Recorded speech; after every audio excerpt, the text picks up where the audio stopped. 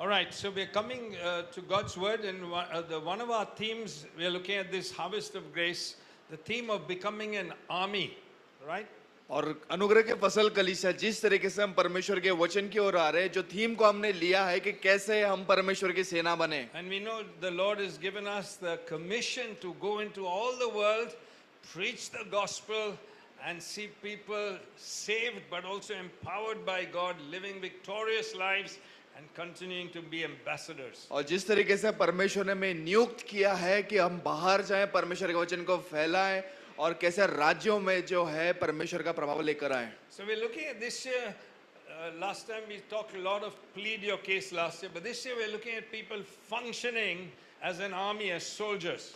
और पिछले साल हमने देखा कि अपने मुकदमे को, अपनी फरियाद को परमेश्वर के पास कैसे लेकर जाएं। ये साल हम देखने वाले हैं कि एक सेना के रूप में परमेश्वर के सैनिक होने के नाते कैसे हम उसमें काम करें। So Shubhang, I think did you do that cycling thing? Can you just tell us in a minute or 30 seconds, quickly come here. Tell us what you did, who came. Quickly, run.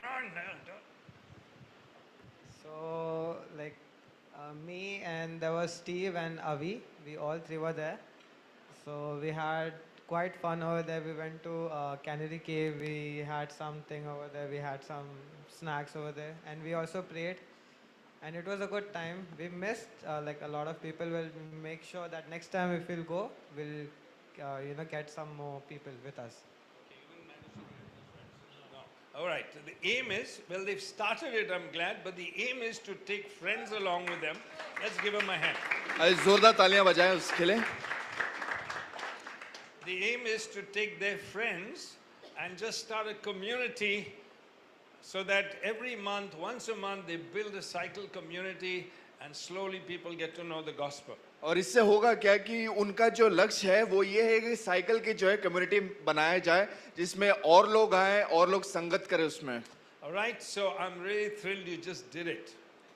Next month, put a date as well. और अगले महीने के लिए एक तारीख डाल देना। Now we've got Nissi and Giles this Saturday doing Zumba and fitness. The aim is to bring your friends and start a community once a month, okay? और आने वाले शनिवार को जाइल्स और निसी जो है जुम्बा का जो है सेशन रखने वाले, तो इसका लक्ष्य क्या है? इसका लक्ष्य ये है कि आप और दोस्तों को लेकर और ऐसे समाज बनाएं आप। Come on, let Giles and Nissi stand up very well. Come on, give them a hand. Oh, there we are. Okay, very good. Last year we had about 3 or 4 visitors every week. They met, right? Every week, and there was 3 or 4 visitors coming through. Our aim is again being an army. These two are functioning. और पिछले बारी जो था 3 से 4 जो है नए लोग हमारे उनके बीच में आए थे और उनका जो लक्ष्य क्या है? एक सेना को खड़ी करना। All right. The not Valentine's party is. I discovered yesterday. I took half an hour with the leaders, just envisioning the leaders, because they didn't like the idea of the Valentine. और मैं जो है कल जो है गो के साथ बैठा आधा घंटा इसी के ऊपर बात की, वैलेंटाइन्स पार्टी नहीं है। All right, but the purpose is this. मकसद ये है। The purpose is, can we bring some friends in there, just expose them to God's people. और मकसद ये है कि हम बाहर के लोग को लेकर आए और उनको परमेश्वर के लोगों के साथ बिठा दें, उनके साथ मिलाएं। So no one's excused from the party. और किसी को भी कोई बहाना नहीं है पार्टी से। Except the Hindi speakers. सिवाय हिंदी बोलने वाले लोगों में से। All right. So I want all the English speaking people, let's be there, because one is we're going to have fellowship together, we're going to connect together.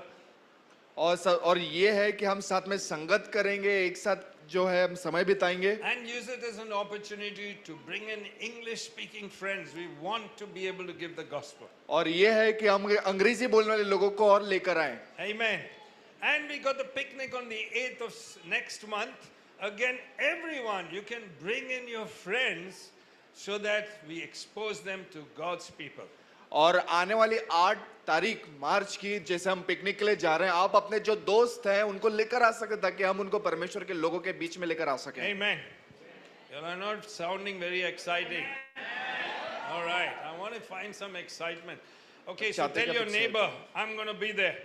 अपने जो बाजू वाले से कहिए मैं रहूंगा। All right.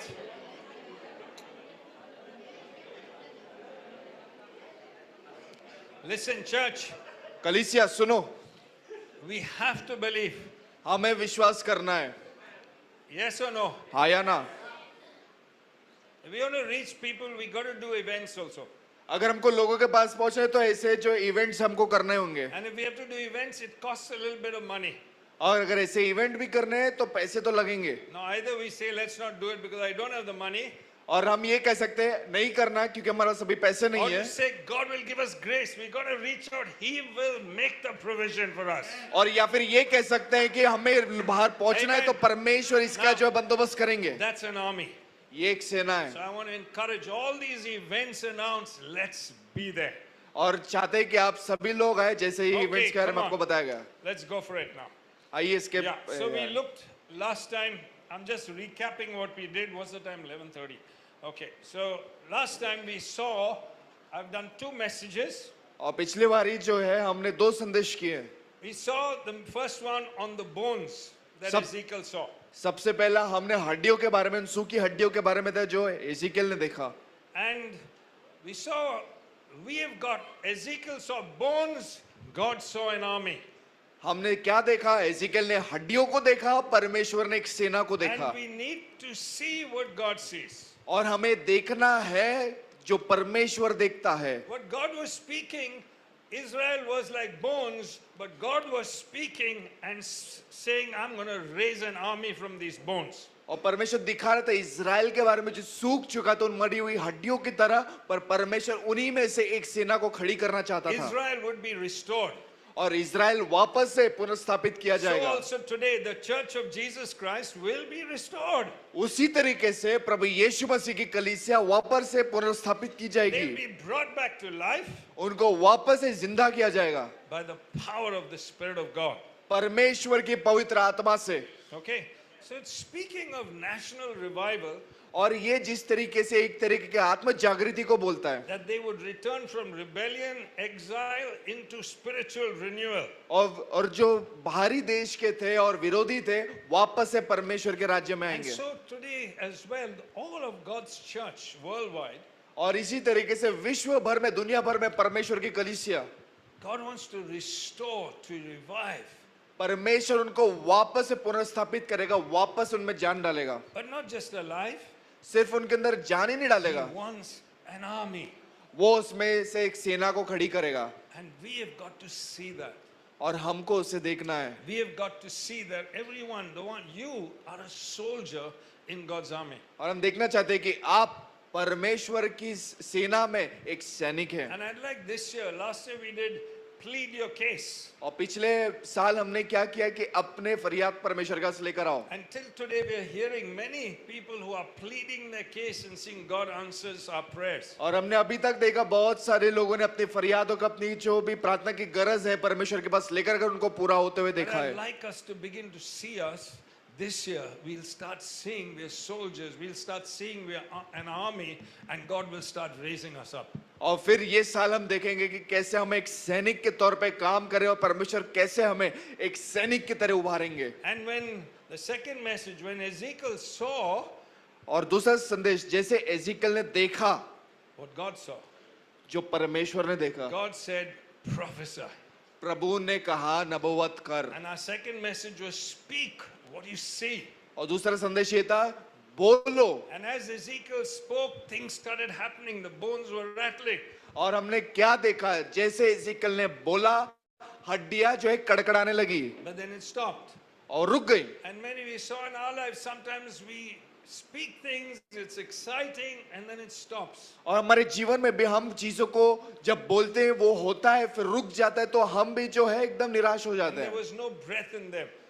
क्योंकि उनमें जो है श्वास नहीं था. And God said to Ezekiel, prophesy again. और परमेश्वर ने एजिकल से कहा Speak. वापस से नबूवत कर, Speak to the breath. इनके लिए सांस को बोल, Speak life. जीवन को बोल. Amen. This morning we were singing in worship, wonderful time, Rohan led. Your name is power, your name is healing, your name is life. और जिस तरीके से कितना अच्छा आराधना का समय रहा, भाई रोहन ने जिसकी अगुवाई करी, जो गीत में बोला था, प्रभु तेरे नाम में जो है वो चंगाई, तेरे नाम में सामर्थ्य, तेरे नाम में वो जीवन है। Amen. And I trust by faith this morning, as some of you declared, as you spoke, as you prayed, you will see some circumstances change. और मेरा विश्वास है जिस तरीके से आपने प्रभु यीशु मसीह के नाम को अपने परिस्थितियों में, अपने जिंदगी में, अपने जो है स्वास्थ्य में बोला, कुछ चीजें बदलेंगी। But very often, we are looking very often from our personal angle. God, I need my personal situation to change. और काफी बार हम जो है उसको एकदम बड़े व्यक्तिगत तौर पे कहते हैं, बोलते हैं, प्रभु मैं चाहता हूँ व्यक्तिगत तौर पे ये मेरे लिए बदले। But we miss what's on God's heart. और हम भूल जाते, चूक जाते जो परमेश्वर के दिल में होता है। And in God's heart is this army coming through. और प्रभु के दिल में ये Amen. सेना है। I'd like us this year to speak the army coming through. और मैं ये साल में बोलना चाहता हूँ कि इस बात को बोले कि एक सेना हो, A church that's alive. एक ऐसी कलीसिया जो जिंदा है, Personally, व्यक्तिगत तौर पे but also corporately.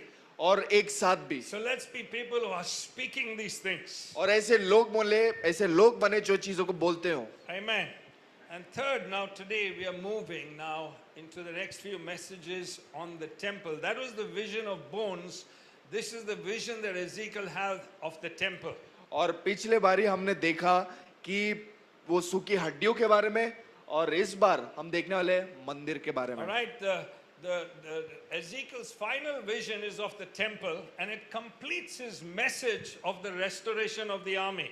और ये संदेश को पूरा करता है, इज़ेकियल का जो दर्शन है मंदिर के बारे में, जो सेना के दर्शन को पूरा करता है। Okay, both the visions, the vision of bones and the vision of the temple, were given at different times and in different contexts. और दोनों का जो दर्शन था अलग अलग समय, अलग अलग संदर्भ में दिखाया गया था। The bones vision was talking about the people of Israel, talking about the church becoming an army.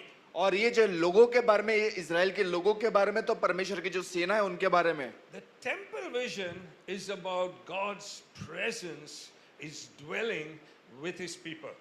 और जो मंदिर का दर्शन है वो परमेश्वर के बारे में, कि परमेश्वर की उपस्थिति उसके लोगों के बीच And में when we है। look at these two visions, और जब हम इन दो दर्शनों को देखते हैं, you see God is raising an army, हम देखते हैं परमेश्वर एक सेना को खड़ी कर रहा है। but he'll never build an army without first establishing his temple, his sanctuary, his presence. और परमेश्वर अपनी सेना को तब तक नहीं खड़ा करेगा जब तक वो अपने मंदिर को ना बना ले। Amen. So while God wants an army, it's not just the army. It has to be the dwelling of God. और परमेश्वर जब से एक सेना को चाहता है, सिर्फ वो सेना को ही नहीं चाहता, वो चाहता है कि उसकी उपस्थिति उसके सैनिकों के बीच में Cannot रहे। have one without the other. और एक दूसरे के बगैर हो ही नहीं सकता। All right, and here we've seen the army, but here's the importance of the Shekinah presence of God. और यहाँ पर हमने सेना को देखा, पर यहाँ पर हम देखने परमेश्वर की जो शकीना की जो महिमा की उपस्थिति उसको। So God doesn't settle for an army without his presence. और परमेश्वर इस बात को लेके चैन से नहीं बैठता कि उसकी सेना बिना उसकी उपस्थिति के। So in Jewish thought, और एक जो है यहूदी जो है बात ये है an army without the Shekinah presence of God was incomplete. कि एक सेना बिना शकीना परमेश्वर के उपस्थिति के अधूरी है। Now, if you remember the story of Jehoshaphat, और यहोशाफात की कहानी Yeah. अगर आपको याद है, as he had the army, he had to lead the army उसके बाद सेना थी और सेना की अगुवाई कर रहा था, to defeat the enemy. जो आगे जो शत्रु था, So you दुश्मन था, उसको find हराने। they've got an army, उनको पता है उनका सेना है, but what does he do? Who does he put up front? और वो आगे किसको रखता है? Anyone know? किसी को He पता है? sends someone in the front. Worshippers. Worshippers. आराधक को आगे भेजता है। So you begin to see in the Old Testament, the army was not without the presence of God. Right at the beginning was singers and worshippers. और परमेश्वर की जो सेना है वो अकेले नहीं रहती थी, बल्कि उसके साथ में जो है आराधक रहते थे। उसने जंग में किया क्या? उसने सेना को नहीं, बल्कि एक आराधक को And आगे भेजा। as they sang and worshipped, और जैसे वो आगे जाकर के आराधना स्तुति करें, they won the victory. वो उस जंग को जीत गए। Amen. So it is not an army in its own strength. God doesn't raise armies in their own strength. और परमेश्वर ऐसी सेना को खड़ी नहीं करता अपने बल पे, खुद के सामर्थ पे। When Joshua, this mighty leader, went to take possession of the land and had to start with Jericho, और जब यहोशू गया उस प्रतिज्ञा की भूमि पर अधिकार लेने के लिए, right? They, as generals and all his commanders, must have made plans. और उसके जो सेनापति थे, सारे जो सर सेनापति थे, साथ में बैठ के उन्होंने जो है योजना बनाई। We'll build a ramp, we'll climb over the wall, all the military plans they might have made. और सारी सैन्य जो है उन्होंने जो रणनीति सब बना ली थी, ऐसे करेंगे, यहाँ चढ़ेंगे, वहां चढ़ेंगे। And God says, और प्रभु ने कहा, march around the walls. और ये जो दीवारें हैं इनके जो है गोल गोल चक्कर लगाओ। And then the 7th day, march 7 times. और 7वें दिन 7 बार चक्कर लगाओ। And don't talk. बात मत करना। Because if you talk, you'll talk your doubts. अगर तुम बात करोगे तो तुम जो है शंका वाली बात करोगे। On the 7th day, 7वें दिन when you finish, जब तुम खत्म करोगे you will shout. तुम चिल्लाओगे। And they shouted. और वो चिल्लाए, And शोर you know किया। the story, the walls of Jericho fell down. और एक कहानी लिखी गई है कि वो जो दीवारें थी वो गिर गई। Who did it? The army? किसने किया? सेना ने। It was the army listening in worship to the presence of what God said. कि Amen. कैसे हुआ? उस सेना ने जिसने परमेश्वर की बात को सुना। So restoration of an army must culminate with God dwelling with us. और एक सेना का पुनर्स्थापना कैसे होता है कि जब उनके बीच में Amen. परमेश्वर की उपस्थिति होती है। We are not first warriors, we are worshippers. हम सबसे पहले योद्धा नहीं है, सबसे पहले हम आराधक हैं। We are not called to advance first, we are called to adore God first. हमें सबसे पहले आगे बढ़ने के लिए बुलाया नहीं गया, सबसे पहले हमको बुलाया गया उस प्रभु की आराधना करने के लिए। Without the temple, an army becomes dangerous. और बिना मंदिर के एक सेना बड़ी खतरनाक हो जाती है। Activity will replace intimacy. और जो आपका कार्य है आपका करीबीपन से ज्यादा हो जाएगा। And that's why at the end of Ezekiel, he does not end with an army, but with a name. पर वो जो है, जैसे आप एजिकल का जो देखते हैं जिस तरीके से वो खत्म होता है, वो एक सेना के साथ नहीं बल्कि एक नाम के साथ खत्म He होता है। says Jehovah Shammah और वो कहता है यहोवा शमा। in Ezekiel 48:35. और आगे जैसे एजिकल की किताब में This is जो है लिखा है the 47 में, The Lord is there. और वो ये कहता है प्रभु यहाँ मौजूद है। Amen. Are you still with me? क्या आप अभी भी है हमारे बीच में? Now, what does the New Testament tell us? और नया करार क्या कहता है? In Ephesians 2:22, और इफिसियों 2:22 में, all right, Ephesians 2:22, इफिसियों 2:22, okay, he says, you are being built together into a dwelling place for God by the Spirit. और वचन ये कहता है उन्हीं के द्वारा आप लोग इन भवन में जोड़े जाते हैं जिससे आप पवित्र आत्मा से में परमेश्वर के लिए निवास स्थान बने। Amen. So you are being built, though we are talking about army, but here's what Paul is writing, you are being built into a dwelling place for God. और जिस तरीके से हम सेना के बारे में बात कर पर यहाँ पर नए करार में पौलुस ये कहता है तुमको इसलिए बनाया जा रहा है ताकि Amen. तुम परमेश्वर का निवास स्थान बनो। And so Ezekiel has seen the vision of this New Testament church, the New Testament temple. और एजिकल ने दर्शन देखा इस नई करार के कलीसिया के बारे में, From bones हड्डियों से to breath सांस तक, to an army, एक सेना तक, and then to a temple और फिर एक मंदिर where तक the glory of God settles. जहां पर परमेश्वर की महिमा And मौजूद होती है। then a river flows out of the temple. और फिर एक नदी बहने लगती है उस मंदिर से, And wherever it goes, और जहां कहीं भी वो जाती है it brings life. वो वहां पर जिंदगी जीवन को लेकर And आती we है। must notice the और हमें इस पे river, गौर करना है। the river and life is not flowing out of the army, it's flowing out of the temple.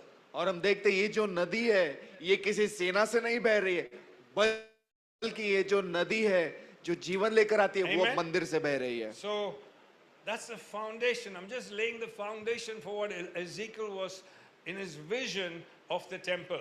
और ये जो है मैं बुनियाद बता रहा हूँ आपको जो एजिकियल के दर्शन के बारे में था। The power of the river एक नदी का ताकत ऐसा होता है begins with reverence in the temple. जब वो श्रद्धा रखती है वो मंदिर में, Amen. And so you find there's two things, the army and the temple, both together are God's plan or God's end game. और फिर हम देखते हैं ये जो सेना है और ये जो मंदिर है, ये दोनों परमेश्वर की योजना है। I want to talk a little bit about Solomon's temple. मैं कुछ बात को बताऊंगा। और- एक तो सबसे पहले सुलेमान का मंदिर, It started with Moses and the tabernacle. और शुरुआत हुई मूसा की उस तंबू से। Then Solomon's temple, he built it. फिर सुलेमान का मंदिर जो उसने बनाया, That temple was destroyed because of Israel's rebellion. और वो इजराइल के विरोधीपन की वजह से वो And तबाह हो then गया। you have a vision that Ezekiel has of his temple. और फिर एजिकल ने उस दर्शन को देखा जो उसने अपने मंदिर के बारे में देखा। I want to compare the two. I हम want us to दोनों की understand. तुलना करेंगे। Moses' tabernacle and Solomon's temple compared with Ezekiel's temple. और हम जो देखने वाले हैं मूसा का मंदिर और सुलेमान का मंदिर, उसकी तुलना हम करने वाले एजिकल के दर्शन में दिखा हुआ मंदिर All right? And the New Testament church. और नए करार की कलीसिया। So, in Moses' temple or Solomon's, और मूसा के मंदिर में और सुलेमान के मंदिर में God's presence was contained and people were kept out. परमेश्वर की उपस्थिति जो थी वो एक जगह की सीमा में ही रहती थी और लोग बाहर रहते थे। In the vision of Ezekiel's temple and the New Testament's church, God's presence is released out. और हम जो है एजिकल के मंदिर के दर्शन में और नए करार के जो में देखते हैं वो ये है कि परमेश्वर की उपस्थिति बाहर गई, God's people become the temple, and where they go, the temple goes. और नए करार में परमेश्वर के लोग ही मंदिर थे और जब लोग बाहर जाते थे और मंदिर भी बाहर जाता था। Amen. In Solomon's temple, people moved towards that temple cautiously. They moved towards the presence of God fearfully and cautiously. और जो है सुलेमान के समय के जो मंदिर हुआ करते, लोग जो है एक मन के अंदर सतर्कता के साथ चलते थे, एक डर के साथ भी वो चलते थे। Okay? But in Ezekiel's temple, life flows out powerfully. और एजिकल के जो मंदिर के दर्शन में हम ये देखते हैं परमेश्वर का जो जीवन था वो बहुत जोर से बाहर निकलता था। So you are the temple, आप मंदिर हैं and therefore wherever we go, और इसका मतलब ये है कि जहां कहीं भी आप जाएंगे power of God goes with us. परमेश्वर का जो सामर्थ है वो भी जाएगा। This is what Ezekiel saw. ये एजिकल ने देखा। Okay. Jerusalem. यरूशलेम, If I ask you, where is Jerusalem? अगर मैं आपको पूछूं कि यरूशलेम कहाँ है, What would you tell me? आप क्या बोलेंगे मुझे? Huh? It's in Israel. वो इजराइल में है। Jerusalem is a city in Israel. यरूशलेम शहर इजराइल में, Geographically, it's a और- city in Israel. और भौगोलिक तौर पर वो एक शहर है So- इजराइल में। So everyone will think, if I pray for Jerusalem, I know many pray for Jerusalem, but you're praying only for Jerusalem in Israel. अगर आपको मैं कहूँ यरूशलेम के लिए प्रार्थना करिए, बहुत सारे लोग यरूशलेम के लिए प्रार्थना करेंगे, पर मैं अगर पूछूं कौन सा यरूशलेम, तो वो बोलेंगे इजराइल वाला यरूशलेम। But in Ezekiel's vision, और एजिकल के दर्शन में Jerusalem's vision is not really is not restricted to the city in Israel. और सिर्फ जो एजिकल का दर्शन है उसमें सिर्फ वो जो है वहां पे सीमित नहीं है इजराइल में। You are the new Jerusalem. आप वो नए यरूशलेम है Amen. And it flows, the temple flows beyond. और मंदिर का जो बहाव है नदी का वो उसके परे है। So if you're praying for Jerusalem, here's my question. What are you really praying for? अगर आप यरूशलेम के लिए प्रार्थना कर रहे हैं तो मेरा सवाल है आप किसके लिए प्रार्थना कर रहे हैं? Is it only for the Jerusalem in Israel? क्या सिर्फ वो यरूशलेम जो इजराइल में उसी के लिए प्रार्थना कर रहे हैं? It should be for every church, because we are the new Jerusalem. Pray this Jerusalem spreads to the ends of the earth. जब आप प्रार्थना करें आपको याद रहे कि आप वो यरूशलेम में और उसकी Amen. कलीसिया है। जब आप प्रार्थना करें उसकी कलीसियाओं के लिए आप प्रार्थना करें। And we also pray for Jerusalem, the city, and the Jewish people, because one day many of them will come back. और हम प्रार्थना कर रहे हैं वो भी यरूशलेम के लिए जो इजराइल में है Amen. और उन यहूदी लोगों के लिए कि वो वापस से परमेश्वर की ओर लौट So आए। we love those who love the Jews. Keep that love and pray for them, but don't forget to pray for the fullness of what Jerusalem really stands for. और हम जिस तरीके से उनके लिए प्रार्थना कर रहे हैं आप प्रार्थना करिए, पर इस बात को भूलिएगा मत कि आपको ये भी प्रार्थना करना है कि जो यरूशलेम है उसकी भरपूरी पूरी होने के लिए। Okay, so we must get a sense. I want us to get a sense of the progression from Solomon's temple to what Ezekiel sees as the temple. और हम देखते हैं कि एक तरीके के बढ़ाव को देखते हैं, हम प्रगति को देखते हैं सुलेमान के मंदिर से लेकर के एजिकल के दर्शन वाले मंदिर And तक। what Ezekiel saw is what we are living today. और जो एजिकल ने देखा उसमें हम जी रहे हैं। He saw the New Testament church as the temple of God. उसने नए करार की कलीसिया को देखा परमेश्वर के मंदिर में। And what we are looking for in 2026 is Harvest of Grace. We'll capture something of this in our midst. और अनुग्रह की फसल करिए, इस बात को आप जो है बिठा लीजिए ये साल में। You with me? क्या आप है अभी भी? So if we look at law and Moses' temple, अगर आप नियम को और परमेश्वर की उस मंदिर को देखेंगे, access to God's presence was restricted. परमेश्वर की उपस्थिति में जाना मना था।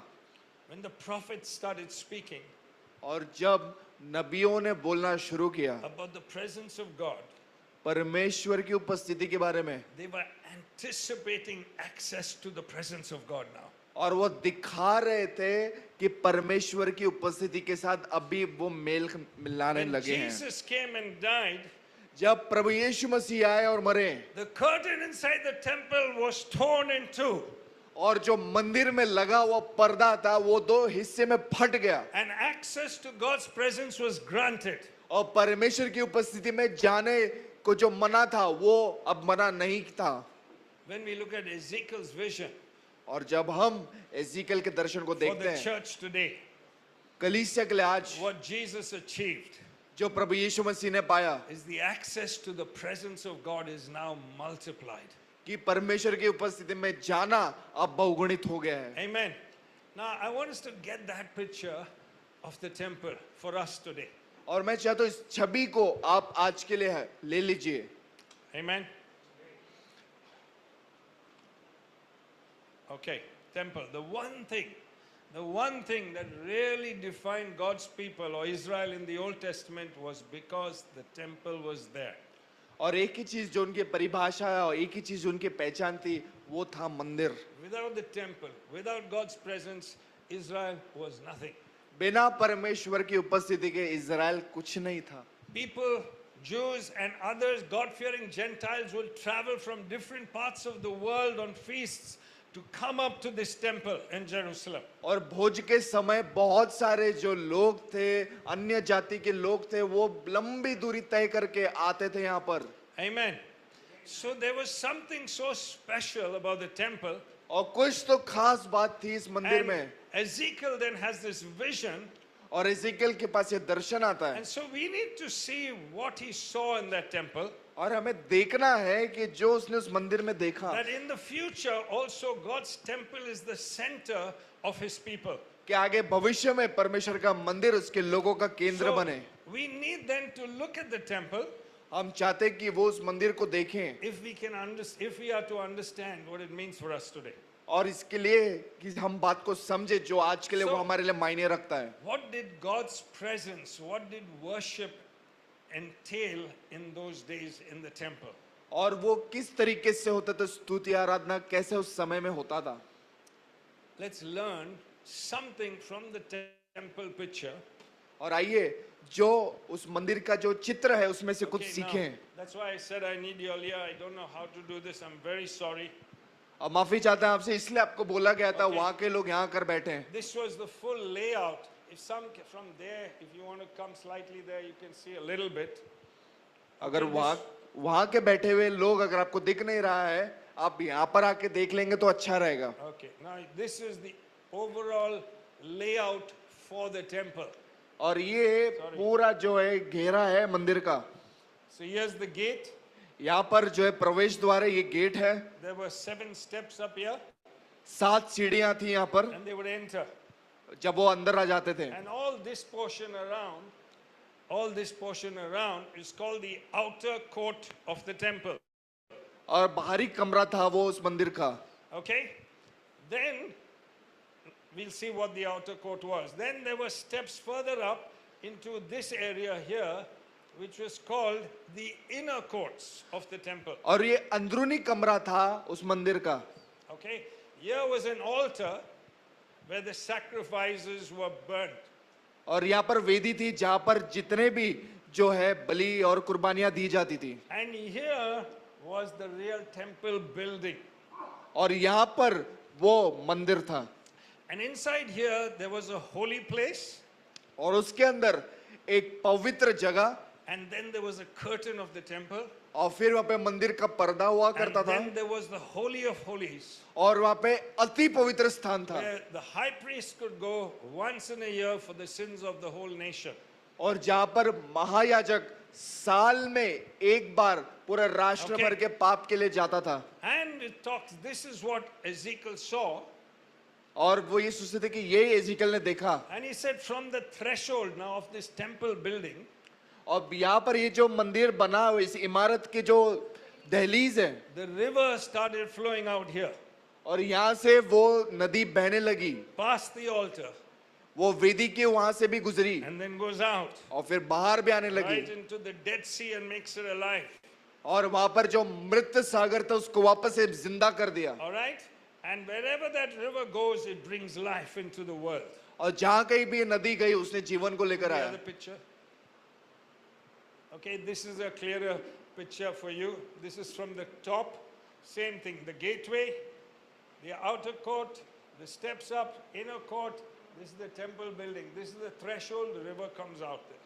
और ये जो है आधुनिक जो है तस्वीर है, यहाँ पे ये ऊपरी नजरिए से दिखाया जा रहा है। यहाँ पर जो है बाहरी कमरा था वहां पर सीढ़ियां थी, जैसे अब जाएंगे अंदरूनी कमरा आता है वहां से सीढ़ियां लगी हुई थी, और फिर जाकर के जो है मंदिर दिखता था। फिर मंदिर के अंदर भी एक पर्दा लगा हुआ होता था और वहां पर अति पवित्र स्थान था, और वहां से एक नदी निकलती थी जो वेदी के वहां से गुजरती थी और वेदी के वहां से लेके पूरे मंदिर के बाहर निकलती थी। All right. So if people came, they came with their sacrifice, their sheep. They would be walking up through these steps into the outer court. और लोग थे अपनी भेड़ों के साथ वहां पर आते थे कुर्बानियां देने। Okay, so let's come back, Jack. Are you still with me? क्या आप अभी बने हैं हमारे साथ में? Just why don't you describe to each other the temple, something of the Old Testament temple, the broad structure, just to keep you awake and also keep your mind alert. What did the temple consist of? Speak to one another. Just एक दूसरे से describe it. बात करिए। आपने क्या देखा, क्या सीखा इस मंदिर के चित्र में से, ये देखने के लिए आप जगह है कि नहीं वो देखने के लिए।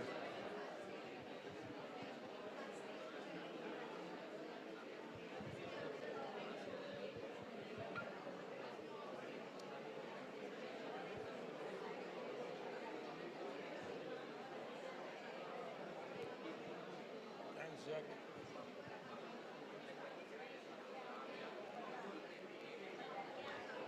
Oh boy.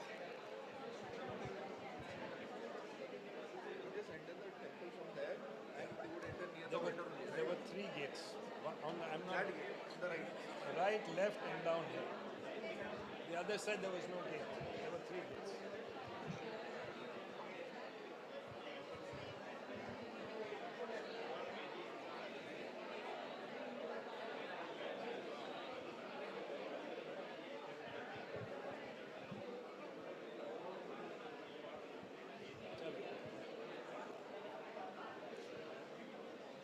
All right.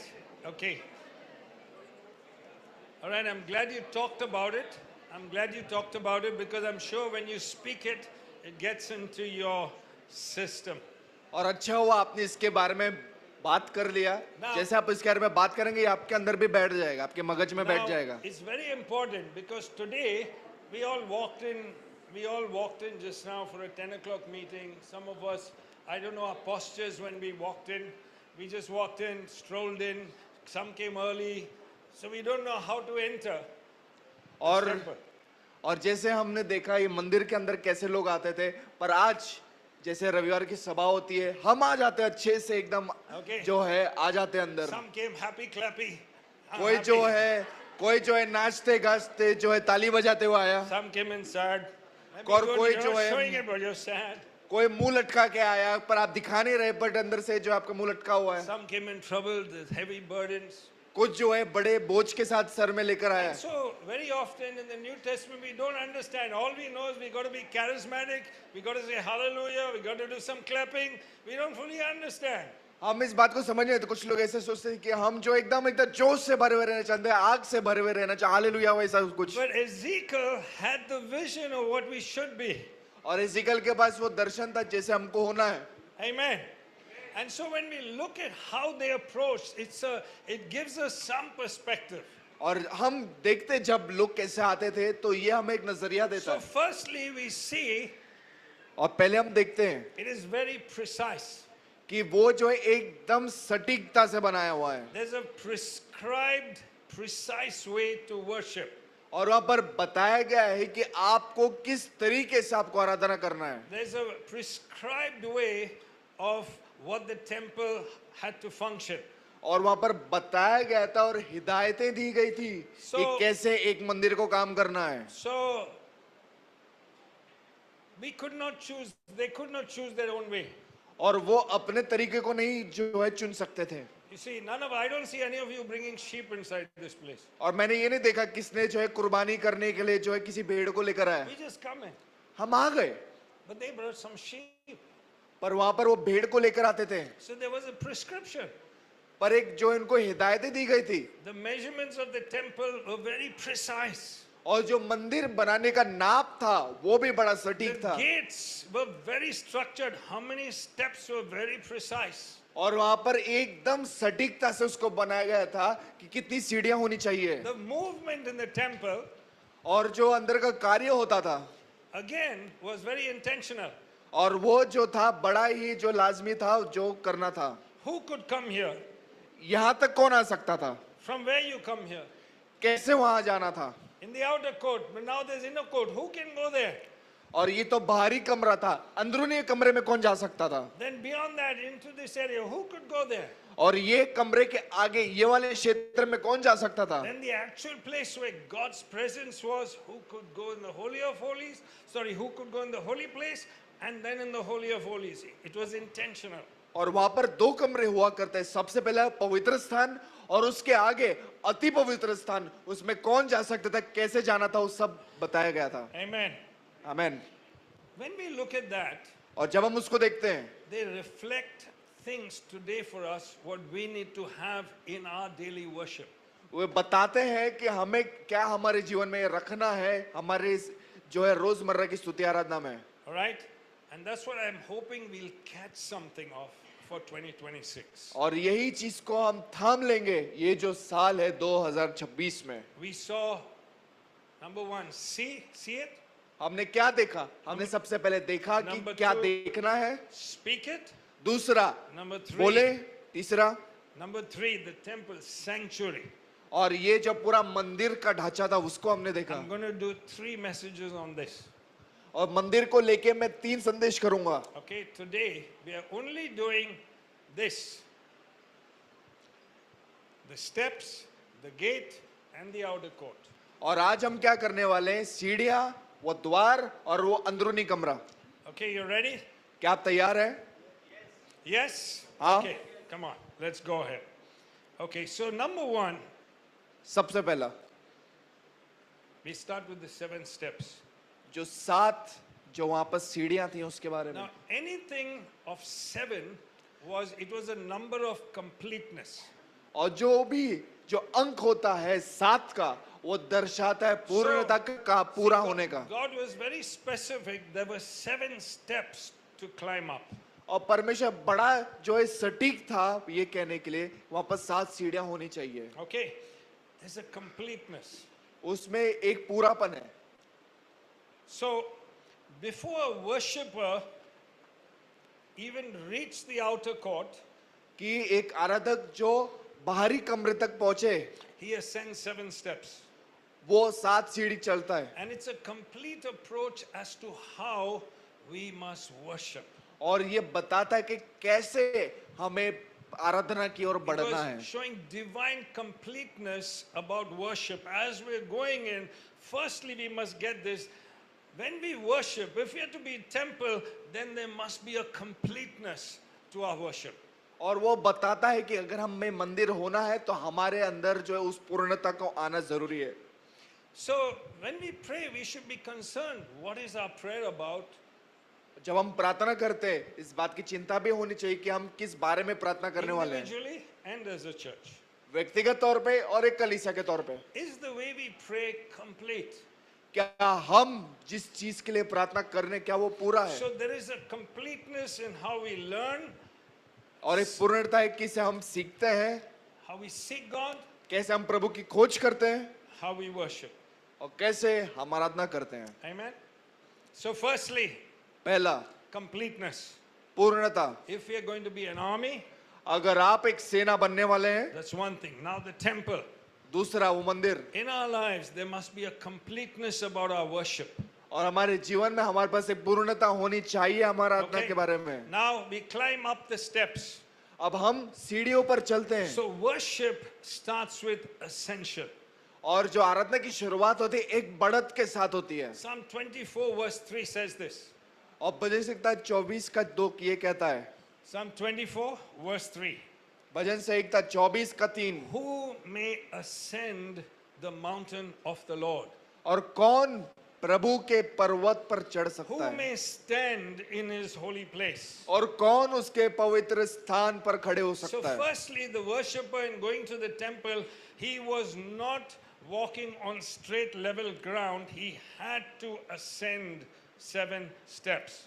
और जब आराधक चलता था तो वो एक सीध में नहीं चलता था बल्कि एक चढ़ाव पर चढ़ता था, यानी कि वो Okay. ऊपर उठता था। Where was the temple? मंदिर कहाँ था? In Mount Zion. पर्वत सिय्योन पर। That's why in Psalm 24 he said, who may ascend? और वह कौन चढ़ सकता है, Who may climb up there कौन जा सकता है to where the temple is? जहां पर वो मंदिर है? Who can stand there? कौन खड़े हो Now सकता we है? can think he's obviously, because it's on a mountain, he's talking about physically walking up the mountain. We may think that, which is true. और हम ये सोच सकते हैं कि ये तो लाजमी है कि वो मंदिर जो है उस पर्वत पर है तो ऊपर चढ़ना ही होगा, But the जो कि next ठीक भी है। verse, verse 4, चौथे वचन में says, who can ascend? He who has a clean hands and a pure heart. और कौन चढ़ सकता है? चौथे वचन में बड़े साफ तौर पे बताते हैं, वो जिसके हाथ निर्दोष और जिसका हृदय निर्मल है, साफ है, Who does not turn to an idol, और जो वापस से दुश्मनी नहीं करता, right? It does not, whose heart is not given to an idol. और उसका दिल जो उसने अब किसी मूर्ति को नहीं दिया है। So it's obviously not talking only about climbing physically. और सिर्फ वो वहां पर जो है वास्तविक तौर पे चढ़ने के लिए नहीं बोल रहा It's है, talking about we must ascend spiritually. और वो बता रहा है कि हमें आत्मिक तौर पे ऊपर Amen. चढ़ना है। Yeah? Soul not given to an idol. Praise God. Anyone sees any idol here? किसी को यहाँ पर कोई मूर्ति दिख रही है? Maybe just this one. ये एक हो सकती है, Whose hearts are not given. और जिसका दिल जो इनमें दिया हुआ नहीं है। You know, 5 hours every day, 4 hours, 5 hours out here. Hey, you have time. I don't have time to pray. I don't have time to read my Bible. Who may ascend?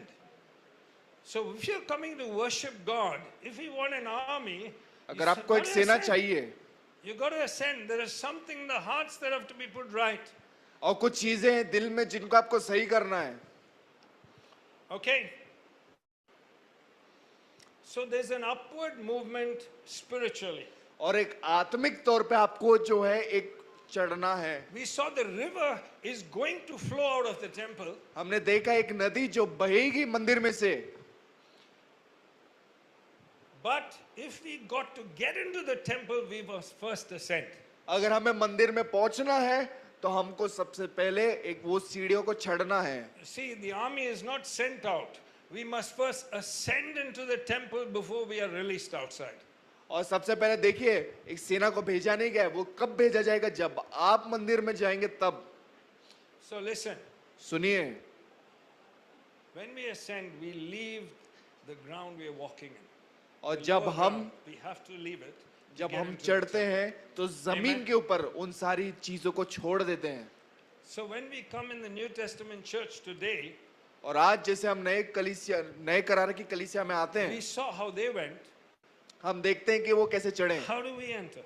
हम कैसे आते हैं। It's an indicator right there और ये दर्शाता है, that we don't just storm into the presence of God, और सिर्फ ऐसे ही नहीं घुस जाते परमेश्वर की उपस्थिति we में, ascend. हम चढ़ते We हैं। don't just casually stroll in, 10 o'clock meeting, chalo, I can come at 10:40. My work is more important, but Sunday is okay. It's grace, we understand that. और हम जो है ऐसे ही के आराम से नहीं आ जाते कि ये परमेश्वर समझता है मेरा काम है ये है। Right, so right at the beginning, lots of us fail और शुरुआत में ही हम में because से बहुत we जो है don't हार जाते हैं। really revere the presence of God and the temple.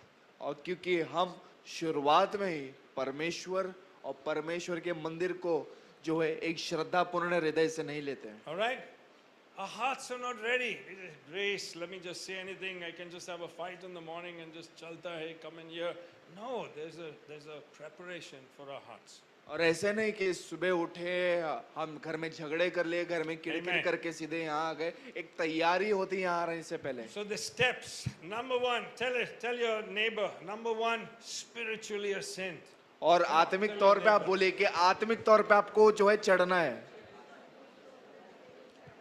Amen. In the Old Testament, पुराने नियम में they ran to the house of God. वो परमेश्वर के घर में दौड़ते थे, They ran. वो दौड़ते थे। How would you describe us coming in today? और आप कैसे जो है बताएंगे, कैसे जो है जिक्र करेंगे इसका? Do you think we all ran in here? आपको क्या लगता है हम भागते हुए? I think we were walking like this. हम तो यहाँ पर एकदम मस्त मौला चल कर आए हैं। All right. Listen. सुनिए। We got to put some things right. You'll agree with me or not? क्या आप सहमत है कि नहीं मुझसे कि Okay, हमें कुछ चीजों को ठीक करना number है? 2, when they ascend the steps, once he goes up the steps, the next portion is the gateway inside. और जैसे वो सीढ़ी चढ़कर अंदर आता है, वहां पर एक जो है प्रवेश द्वार है। Now, there are 2 things I want to talk about here. और 2 बातें मैं आपसे बोलना Okay. चाहूंगा। When they enter with their sacrifice, their sheep or whatever animal they were taking, they enter with the sacrifice. और जब भी वो अंदर आते थे तो अपने साथ जो बलि के लिए जो भेड़ बकरी So, उन्होंने जो ले आया now रहता है वो लेकर आते थे। you tell me, if they wanted sin forgiven, they needed a sacrifice. और Imagine, देखिए अगर उनको उनके पाप क्षमा होने चाहिए थे तो इसलिए वो जो है बलि को लेकर आते थे। Now imagine you were in their place taking the sheep inside. Beautiful, lovely, new sheep, right? No blemish. It's not spoiled. It's a newborn sheep, and you're taking it in there. What were your thoughts? What would their thoughts be? आप उनकी जगह पर अपने आप को रख के देखिए कि आप जो है एक भेड़ के बच्चे को आप लेकर जा रहे, एक बकरी को आप लेकर जा रहे, जिसके ऊपर कोई दाग नहीं, कोई धब्बा नहीं, ना कोई बीमारी, ना कोई, एकदम तंदुरुस्त जो है भेड़ को बकरी को आप लेकर जा रहे हैं वहां पर कुर्बानी देने के लिए, वहां पर बलि देने के लिए। आपके दिल में क्या चलता होगा? Tell me. Will the sacrifice be accepted? Very good. क्या जो मैंने Anyone बलि else? या कुर्बानी लेकर आई है क्या परमेश्वर उसको ग्रहण करेगा? Anyone else? कोई और? Will my sins be forgiven? क्या मेरे जो पाप Alright. है क्या उनको Very माफी good. मिलेगी? Anyone else? See? Would this be enough? क्या ये बलि या कुर्बानी देना काफी Okay? है? So I think you're all right, but just one thing that is missing. All right, firstly, you're going there. Who are you going inside? और सबसे पहला जब आप जा रहे हैं आप कौन है कि आप अंदर जा रहे हैं? Say loudly. A sinner. हम पापी हैं। So you want your sins forgiven. Will they be forgiven? और आप चाहते हैं कि आपके पाप माफ हो, आपके पाप को क्षमा So, मिले, क्या पाप की क्षमा मिलेगी? Is it enough? क्या ये So, काफी है? When he's walking inside with the sheep, he's wondering, is this enough? Will my sins be forgiven? और जब वो बकरी के उस भेड़ के बच्चे को लेकर जा रहा होता है वो ये So- सोचता है कि क्या ये काफी है? क्या इससे मेरे पाप So माफ the हो जाएंगे? person coming inside is coming in as a sinner.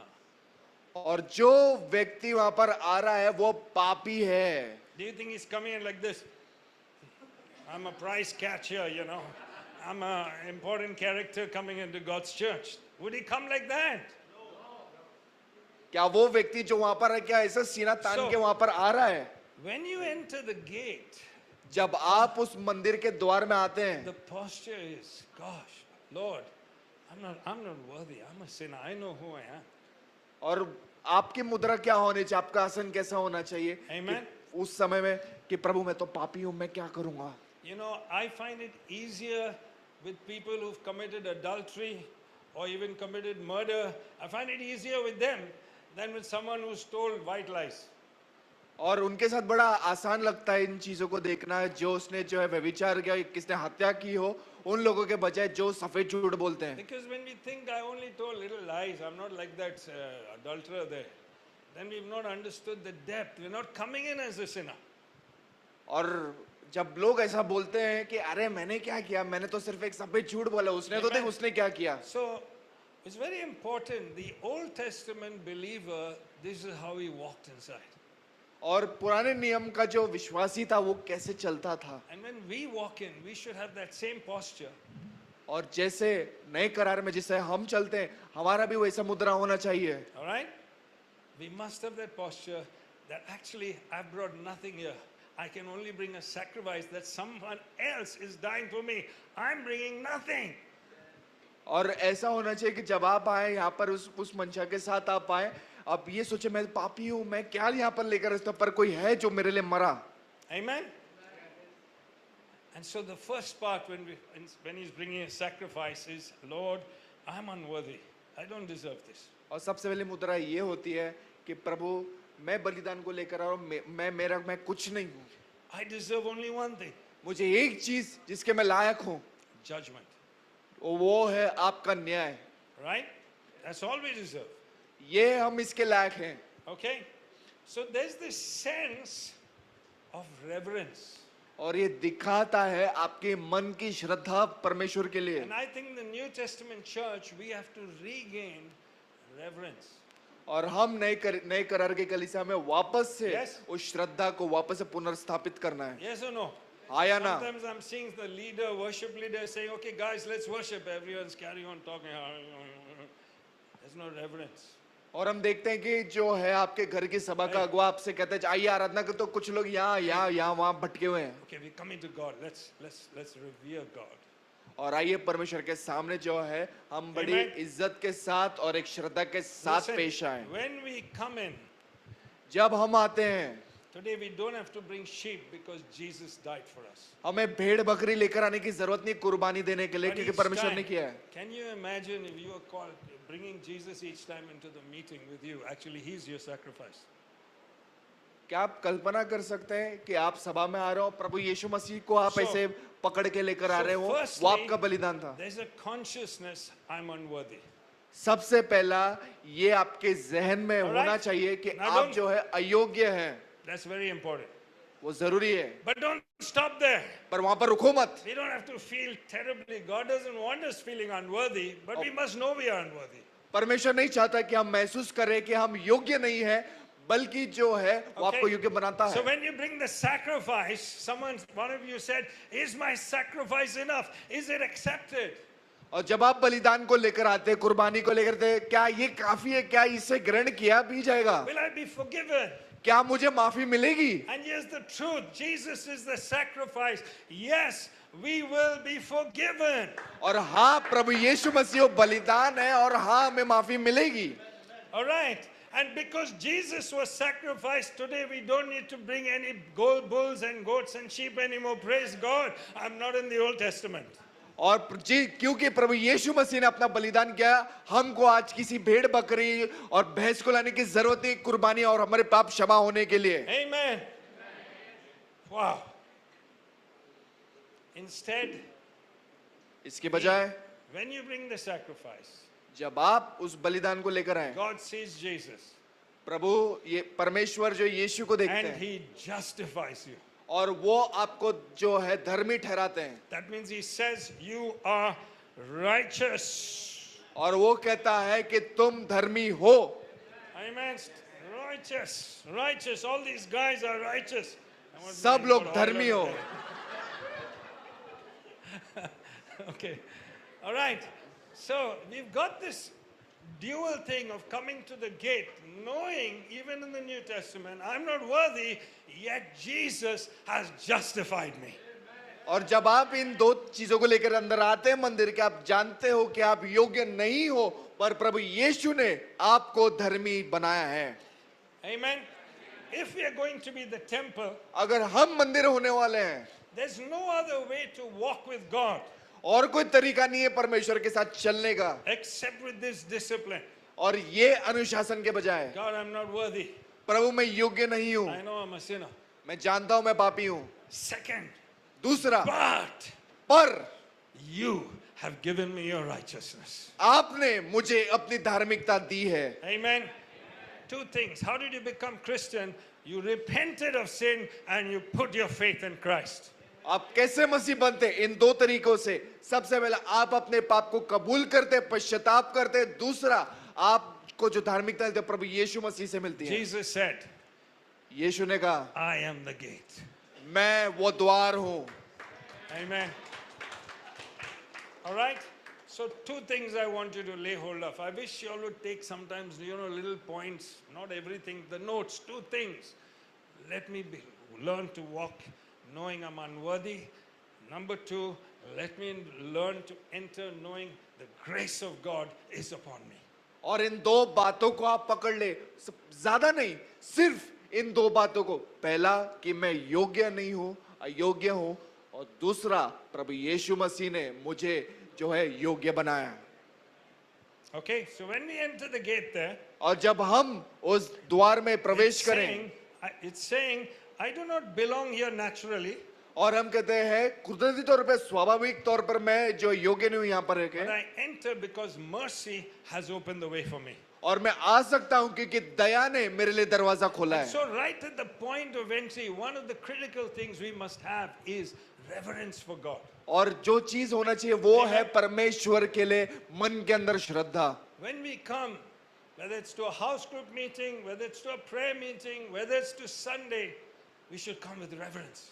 आप कौन सी भी सभा में आते हो, रविवार की सभा हो, आपके हाउस Amen. ग्रुप की सभा, उपास प्रार्थना की सभा हो, आप उस मन में श्रद्धा को लेकर आइए। Not casually, सिर्फ ऐसे ही नहीं, running to the house of God. प्रभु के भवन में दौड़ें।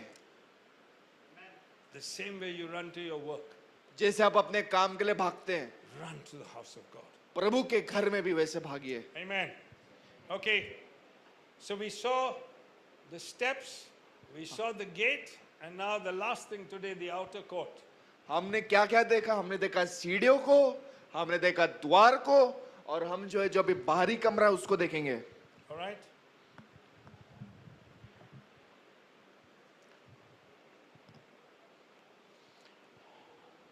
You see, Jesus told a parable about a Pharisee who Oh. said, there's another poor guy there at the side, and he said, Lord, I thank you. I'm not like this guy. I'm much better. I give my tithes. I do this. I do that. I do everything. He's just boasting before God. और हम देखते हैं प्रभु यीशु मसीह ने एक दृष्टांत दिया था एक व्यक्ति के बारे में। एक व्यक्ति जो मंदिर के पास आया है और वो ये कह रहा है, प्रभु धन्यवाद कि मैंने पाप नहीं किया, मैं यहाँ पर सभा में आता हूँ और जो है मैं अपना भेंट जो है आपको समय समय पर देता हूँ, वो अच्छा हूँ, मैं उस व्यक्ति की तरह नहीं हूँ। And then this guy, और वो दूसरा his व्यक्ति, head is bowed low, उसका सर झुका हुआ है and he says, Lord, I'm a sinner. I'm unworthy. और वो ये कहता है, प्रभु मैं पापी हूँ और मैं योग्य नहीं हूँ तेरे सामने आने के। And Jesus says, that man went home justified. और प्रभु कहता है वो व्यक्ति All right? अपने घर धर्मी ठहराए हुए That गया। gives us the picture of how we approach, how we enter the gate. और वो दिखाता है कि कैसे उस द्वार में Okay. हमें आना है। Okay, now I'm going to tell you. The outer courts. Who can enter into that space of the outer court? और मंदिर का वो हिस्सा जो बाहरी कमरा है उसमें कौन आ सकता है? Yeah. All who have come by the gate. वो सारे लोग जो उस द्वार से आए That हो। means every believer and every Israelite and every God-fearing Gentile could enter there. और हर एक इजरायली, हर एक विश्वासी और हर एक जो Okay. बाहरी देश से आया है, जो परमेश्वर का भय मानता है, वो वहां से आ सकता The है। gate is Jesus. वो द्वार यीशु And है। that's why we have a membership course or foundations to help you enter through only one gateway, and that is Jesus. Do you believe Jesus? That settles it. और इसलिए हम foundation course करते हैं, बुनियाद की बातें इसलिए करते हैं ताकि आप उस समझ पाए उस बात की गहराई को, Okay. कैसे आप अंदर आए। So, when you get into the outer courts, what are the benefits? और जब आप जो है बाहरी कमरे में आते हैं तो क्या क्या उसके फायदे लाभ हैं। Now I want you to hear. मैं चाहता हूं आप सुनो। Everything of grace is available in there. वहां पर अनुग्रह में सब कुछ आपके लिए है। And Paul writes in Ephesians, he says, you have been blessed with every spiritual blessing in Christ. और आप पौलुस कहता है आपको हर एक चीज से जो है आशीषित किया गया उन सारी भली वस्तुओं से Amen. जो मसीह में है। You are sinners whose sins are forgiven. You're not just sinners, sins forgiven. You've been adopted as sons of the family of God. आप पापी थे, फिर आपको पाप की क्षमा मिली और अब आपको परमेश्वर के परिवार में, उसके खानदान में Amen. गोद लिया गया है। Amen. That means when you enter the outer courts, you have to be strong in the grace of God. और इसका मतलब ये है कि जब आप बाहरी कमरे में कदम रखते हैं तो आप परमेश्वर के अनुग्रह में मजबूत हो जाएं। Last year we spoke on plead your case. पिछले साल हमने बात किया था कि आप अपने मुकदमे को परमेश्वर के पास लेकर जाएं। This is in the outer court. ये है बाहरी कमरे की बात। Plead and get blessings.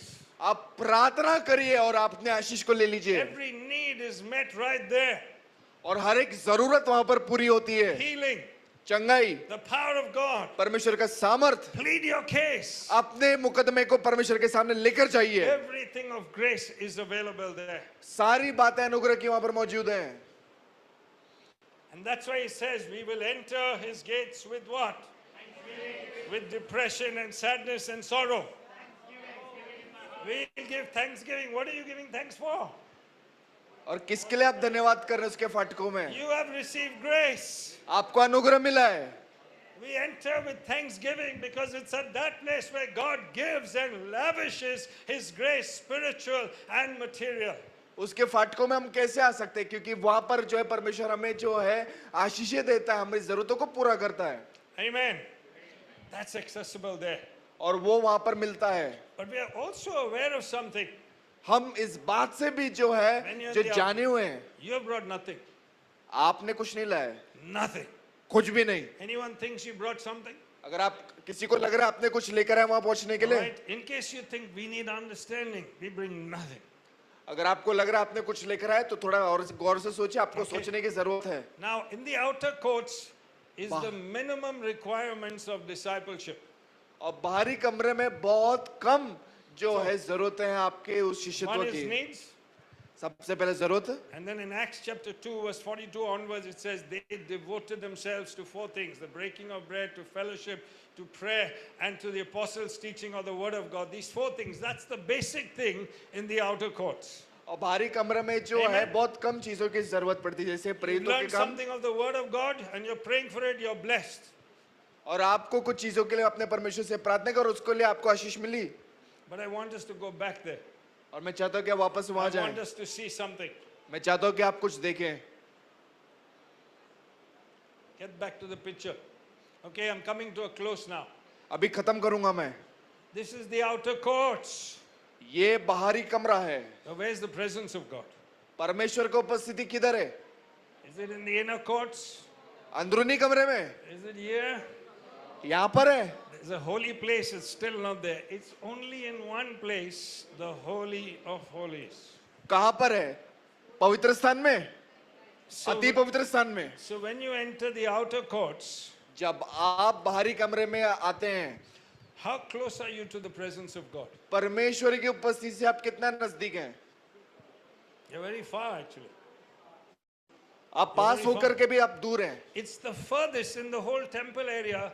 The outer courts is the furthest place from the presence of God.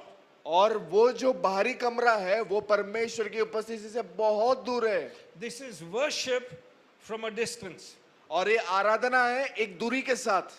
And please notice this, when we've entered the outer courts, you're only worshipping at a distance.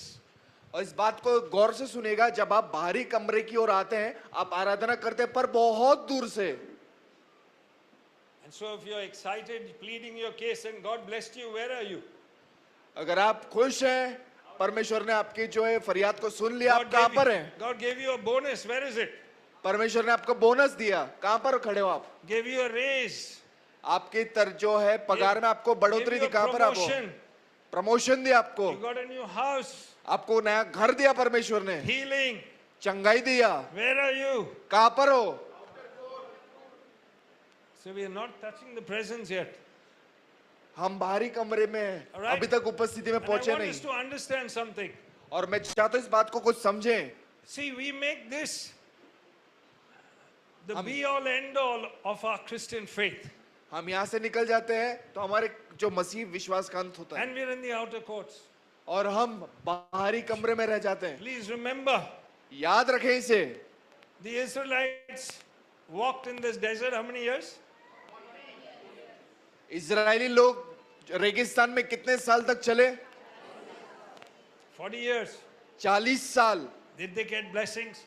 अगर उनको आशीष मिली, What they got? क्या मिला? Manna every day. रोज क्या मिला उन्हें को? How many of you would like, instead of going to work, just go outside your door and pick up your money for the day and come back inside? और कितने I love लोगों को that. अच्छा लगेगा, कितने लोगों को अच्छा लगेगा कि उनको काम पे जाने की जरूरत नहीं है, Alright. बाहर जाना है, रोज पैसे पड़े होंगे Alright. ऊपर से गिरे हुए और आपको उठा के लेकर जाना है। They didn't need Nike shoes. उनको जो है नाइकी के जूते की जरूरत नहीं थी। Their shoes didn't wear out. उनके जो जूते थे वो जो है फटते नहीं थे और ये नहीं होते थे। How many of you think, oh no, I got to buy a pair of shoes now? It's pretty scary. और कितने लोगों को लगता है अरे बाप रे ये तो कितना डरावना, मुझे Okay, शूज की जरूरत so है। you got blessing आपको वहां पर आशीष मिली, in the outer courts. Their blessing was where? Outer courts. उनकी आशीष कहाँ थी? बाहरी कमरे की में। And what does the Bible tell us what God thought about them? और परमेश्वर क्या बताता है, परमेश्वर उनके बारे में क्या सोचा था? Their hearts were hardened, उनके दिल कठोर हो but चुके God थे was very pleased with them. और परमेश्वर खुश था उनसे। The Bible actually says this.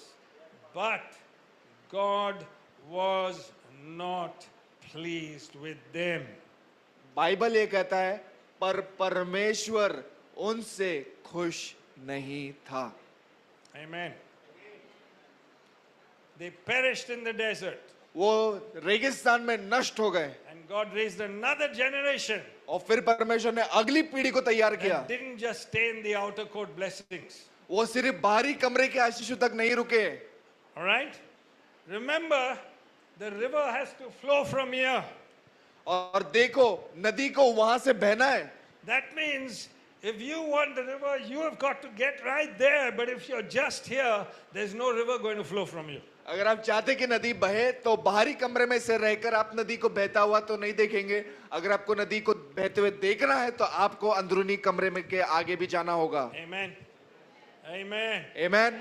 So, if you got lots of answers to your prayer, does it mean you're right in the Holy of Holies? अगर आपकी प्रार्थना का बहुत सारा आपका प्रार्थना का Alright, जो so जवाब I'm मिल गए, concluding this. Listen, so I'm सुनिए। concluding. The gate is important. How we approach God is important. कि देखिए जो फाटक है, जो द्वार है वो जरूरी है और कैसे उस फाटक में आप प्रवेश करते, कैसे आप आते हैं वो भी बहुत जरूरी है। The gate gets you entry और जो फाटक है उससे आपको जो प्रवेश तो मिल जाएगा into God's presence, प्रभु की उपस्थिति में, but just the outer court. पर सिर्फ बाहरी कमरे तक आप आ सकते हैं। Just the place where you can enjoy breakthroughs in finance and healings. सिर्फ वो बाहरी कमरे तक जहाँ पर आपको जो बिदारी Now- मिलेगी, आपके पैसों में आपको आशीष मिलेगा। Ezekiel's vision is for a full temple. और एजिकल का दर्शन पूरे मंदिर के लिए And है। I want to encourage all of us. और मैं आप सभी को प्रोत्साहित करना Can we चाहूंगा, commit to being the temple of God? क्या हम जो है वचनबद्ध हो जाएं उसके मंदिर बनने के लिए। Sadly, most Christians like to remain in the outer court. और दुख की बात है कि बहुत सारे मसीह उस बाहरी कमरे तक ही रह जाते हैं। Plead your case. अपने मुकदमे को लड़ो। This is not the full temple. ये पूरा मंदिर नहीं है। The river flows from the sanctuary, the Holy of Holies. और जो नदी बहती है वो Okay. अति परम पवित्र स्थान से बहती है। Next week, अगले हफ्ते we're going to look at the inner court. और अंदरूनी कमरे के बारे में हम Okay? देखेंगे। So let's close. Number one, पहला, approach God with reverence. सबसे पहला परमेश्वर की उपस्थिति में जब आप आएंगे Be तो conscious. एक इज्जत और एक श्रद्धा के साथ आएंगे Conscious, I'm not worthy. और इस बात को जानेंगे, अपने जहन अपने जमीर में इस बात को लेकर आएंगे। I आप ये सोचेंगे, आप ये मानेंगे कि आप योग्य नहीं है, I'm not in, I don't bring anything. मैं कुछ लेकर नहीं आता हूँ। Yet number two, तीसरी बात, फिर भी be strong in grace, knowing that God is for you. और इस बात को जान लीजिए कि अनुग्रह के अंदर कि परमेश्वर आपके लिए है। Jesus has forgiven you.